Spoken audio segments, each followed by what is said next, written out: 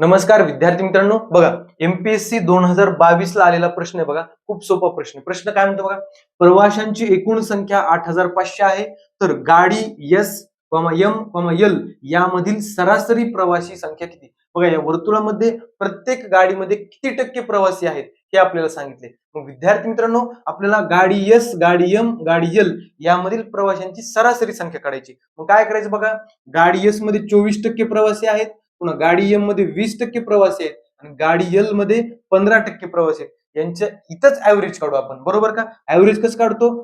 तिघांची बेरीज भागिले 3, कारण 3 आहेत ना. चला यांची बेरीज किती? 24 आणि 20 44. 44 आणि 15 किती? 59. 59 छेद 3 यांची सरासरी येते. 59 ही मूळ संख्या आहे, तिला 3 न भाग जात नाही. ही त्यांची सरासरी संख्या आली टक्क्यामध्ये. कशामध्ये आली? टक्क्यामध्ये. विद्यार्थी मित्रांनो, आपल्याला 8500 टोटल प्रवासी आहेत, त्यांचे 59/3% विद्यार्थी काढायचे. मग काय करणार? 8500 गुणिले 59/3%. टक्के म्हणजे काय असतं? भागाकारामध्ये, छेदामध्ये गुणिले 100. गुणिले 100 इथे करूया. चला आता कॅन्सलेशन करू. 2 शून्य कटले, 2 शून्य कटले.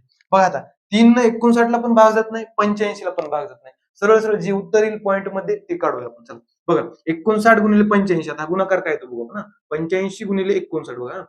9 45 हातच्याले 4, 9 8 72 आणि 4 76 अधिक 5 5 25 हातच्याले 2, 5 8 40 आणि 2 42. बघा 5 6 5 11, 7 1 8 आणि 2 10, हातच्या 1 आणि 5 किती आलं? 5015 आलं. आणि छेदातले 3 आहे का, त्याला 3 न भागूया.